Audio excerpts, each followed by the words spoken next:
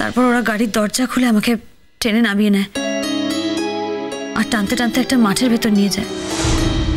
কি বলছো কি তুমি? এখনো অনেক বাকি আছে ম্যাডাম। বলো, তারপর বলো। ওরা আসলে আমাকে মেরে ফেলতে চেয়েছিল। কেউ একজন রিভলভারের বাঁট দিয়ে আমার মাথায় মারে আর তখনই আমি পড়ে যাই।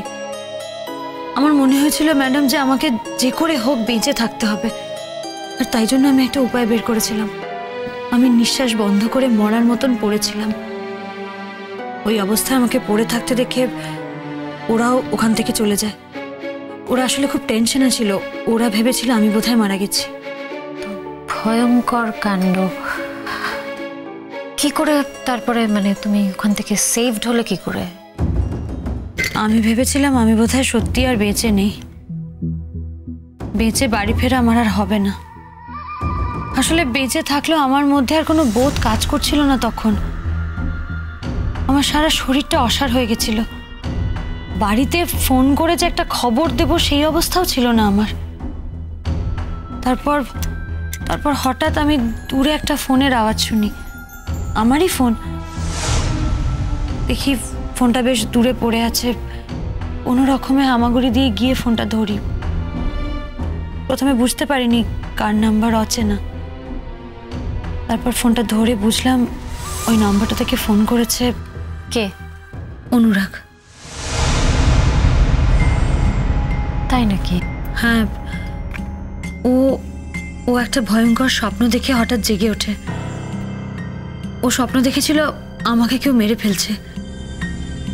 তারপর সেই স্বপ্ন দেখে ও আমাকে ফোন করে। ফোন করার পর ও যখন জানতে পারে যে আমার সাথে এই সমস্ত ঘটনা ঘটেছে, তখন ওর সেলের যে পাহারাদার, সেই পাহারাদারের সাহায্য নিয়ে তাকে সঙ্গে করে ও আমাকে সেভ করতে আসে। তারপর ওই রাতেই আমাকে বাড়ি ফিরিয়ে দিয়ে অনুরাগ আবার জেলে ফিরে গেছে। ম্যাডাম, এই ঘটনাটার কথা আমি, ওই প্রহরী আর অনুরাগ ছাড়া কেউ জানে না। এমনকি আমি বাড়িতেও কাউকে কিচ্ছু বলিনি। মেঘলা, এটা একেবারে স্পষ্ট যে এই পুরো ঘটনাটার সঙ্গে অনিন্দিতাদের ডেফিনেটলি যোগাযোগ আছে। কাজে তুমি একদম চিন্তা করো না। আমাকে জাস্ট একটু সময় দাও। আমি তোমাকে আজ এই মুহূর্তে হলপ করে বলছি, এই কেসটা আমরা জিতবই, আমরাই জিতবো।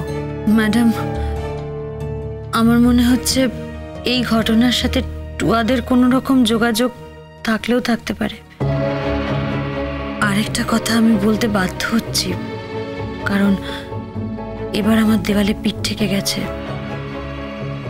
এই গোটা ঘটনাটাতে হয়তো আমার দিদিও ইনভলভড। মেঘলা, তোমার দিদি ঠিক কি ধরনের মানুষ? আমার নিজের দিদির সম্পর্কে কথাগুলো বলতে আমার সত্যি খুব খারাপ লাগে, কিন্তু এখন আমার সত্যি আর কিছু করার নেই। যদি এটা প্রমাণিত হয় যে ও এই ঘটনাটার সাথে জড়িয়ে আছে, তাহলে ওর তো শাস্তি হবেই, আর তার সাথে হয়তো আমারও। তুমি না বললেও আমি এটা প্রমাণ করতামই, যেভাবে হোক প্রমাণ করতাম। সুতরাং তুমি বদলি হও না, এটা নিয়ে একদম বদল হওয়ার দরকার নেই।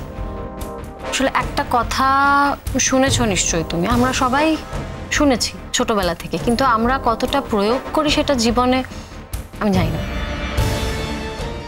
অন্যায় যে করে আর অন্যায় যে সহে, দুজনের সমান অপরাধী হয়, জানো তো সেটা। কাজে তুমি যদি তোমার দিদির কথা আমাকে সবকিছু খুলে না বলতে, তাহলে আমি ধরে নিতাম তোমার দিদি আর তুমি সমান অপরাধী। আর কিছু না ম্যাডাম, আমি শুধুমাত্র অনুরাগের জীবনটা একটু নিশ্চিন্ত করতে চাই। ওর উপর দিয়ে অনেক ঝড় বয়ে গেছে, অনেক। আমার উপর দিয়েও গেছে। এবার আমরা একটু শান্তিতে থাকতে চাই, একটু সুখে একসাথে থাকতে চাই। আর এই জন্য আমি আমার চরিত্রটাকে আমূল বদলে ফেলেছি ম্যাডাম। আমি কিন্তু আগে এইভাবে কথা বলতেই পারতাম না। যারা আগে আমাকে দেখেছে, জানে, তারা কেউ কল্পনাও করতে পারবে না যে আমি এইভাবে ঘুরে দাঁড়াতে পারি। কিন্তু আমি এটা করেছি, আর এটা করেছি শুধুমাত্র আমার স্বামীর জন্য। কাল তো অনেকদিন পর তোমার স্বামীর সঙ্গে তোমার দেখা হলো। কি মনে হলো মেঘলা? অনুরাগের মনে স্ট্রেংথ আছে তো? যদিও আমি ওর সঙ্গে দেখা করেছি। ও মনে প্রাণে বিশ্বাস করে যে ও যখন কোনো দোষ করেনি ওর কোনো শাস্তি হবে না। আমরা আবার আগের মতন সুন্দরভাবে সংসার করব, একসাথে থাকবো। ও আমাকে এটাও বলেছে যে একটা বড় যখন কোনো ঘটনা ঘটে তখন তার আশেপাশে ছোট ছোট অনেক ঘটনা ঘটতে পারে। অর্থাৎ আমাদের আমাদের জীবনটাকে আরো সুখের করার জন্য আমাদের আশেপাশে যে অসুখগুলো আছে, যেগুলো বারবার আমাদের ছুঁতে চায়, সেগুলোকে আমরা নির্মূল করে দিতে পারবো। আর তার জন্য এটাই সবথেকে বড় সুযোগ। Brilliant, brilliant. এটাই তো চাই মেঘলা। তুমি আমাকে জাস্ট বলো, তুমি বিশ্বাস করো তো যে এই কেসটা তোমরা জিতবে? বিশ্বাস করো তো? আমি জানি না ম্যাডাম, সবটা আপনার উপর। না না, আমার উপর নয়, একদমই আমার উপর নয়, সত্যের উপর। সত্যের জয় হবেই, সেটা তো কেউ আটকাতে পারবে না। আর তোমরা এই যে প্রত্যেকটা সময় সত্যি কথা বলছো, প্রত্যেকটা সত্যি কথা আমাকে বলেছো, আমাকে সবসময় ইনফর্ম করেছো, আমাকে সাহায্য করেছো, এটাই তোমাদের কেসটা জিতিয়ে দেবে। আমি জানি না ওরা নতুন করে আবার কি প্রমাণ জোগাড় করে নিয়ে আসবে, তবে আমি এটুকু জানি আপনি যখন আমাদের সঙ্গে আছেন আমরা এই কেসটা নিশ্চয়ই জিতবো। জিততে আমাদের হবেই মেঘলা। আমি জীবনে আর কিছু করি না করি, আর কোনো কেস জিতি না জিতি, এই কেসটা আমাকে জিততেই হবে। তোমার সঙ্গে আমার অনেক পার্সোনাল কথা হলো আজকে, সেই জন্য বলছি কথাটা। আমাদের উল্টো দিকে যে লয়ার কেসটা লড়ছেন, তুমি জানো তিনি কে? উনি খুব নামকরা একজন লয়ার, অন্বেষণ ঘোষ। তুমি এটা কি জানো যে ওর সঙ্গে আমার একটা পার্সোনাল রিলেশনশিপ আছে, ছিল আর কি? জানি। তাহলে তো হয়েই গেল।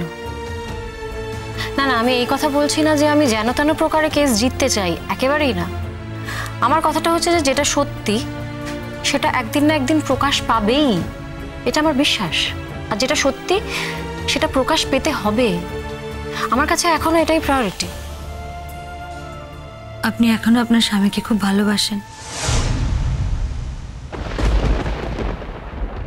হোয়াট? সরি, আমাকে ক্ষমা করবেন, আমি আপনাদের ব্যক্তিগত জায়গায় ঢুকে পড়েছি, প্লিজ। না ঠিক আছে, আমি স্পেস দিয়েছি তোমাকে। প্রথম তো আমি কথা তুললাম, আমি স্পেস দিয়েছি তাই তুমি স্পেসটা নিয়েছো, ঠিক আছে। এবার তুমি একটা মেয়ে বলে হয়তো ঠিকই বলছো। আমি অন্বেষণকে ভালোবাসি, আমি অন্বেষণকে মিস করি, কিন্তু আমি ওর সঙ্গে সংসার করতে চাই না। তুমি ভাবতে পারবে না মেঘলা, আমার 7টা বছর এই প্রচন্ড যন্ত্রণার মধ্যে দিয়ে কেটেছে। তোমার কোনো ধারণা নেই সে সম্পর্কে। অথচ আমি জানি যে অন্বেষণ আমাকে ভালোবাসে, আমার সেই ব্যাপারে কোনো সন্দেহ নেই। কেন এমন হলো? দুটো মানুষ যখন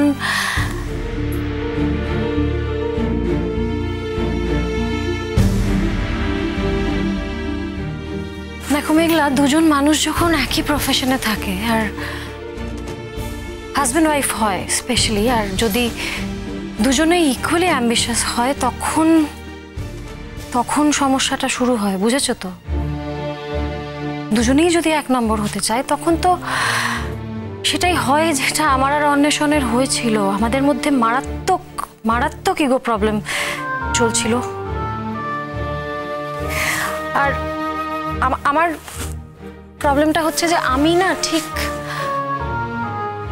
আর 5টা মেয়ে যেভাবে স্বামীকে ভালোবাসে বলে, সংসার ভালোবাসে বলে যেভাবে স্যাক্রিফাইস করে দিতে পারে নিজের ক্যারিয়ারটা, আমি ঠিক সেরকম নই।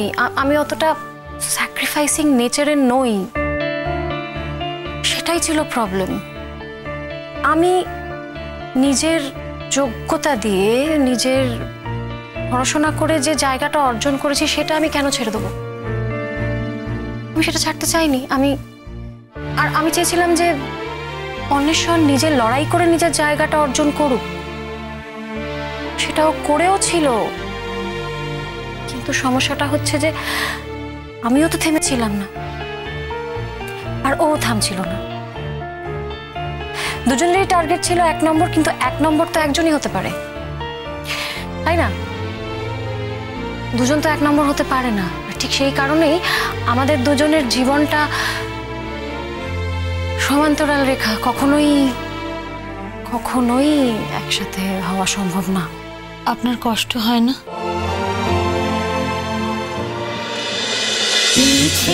নদী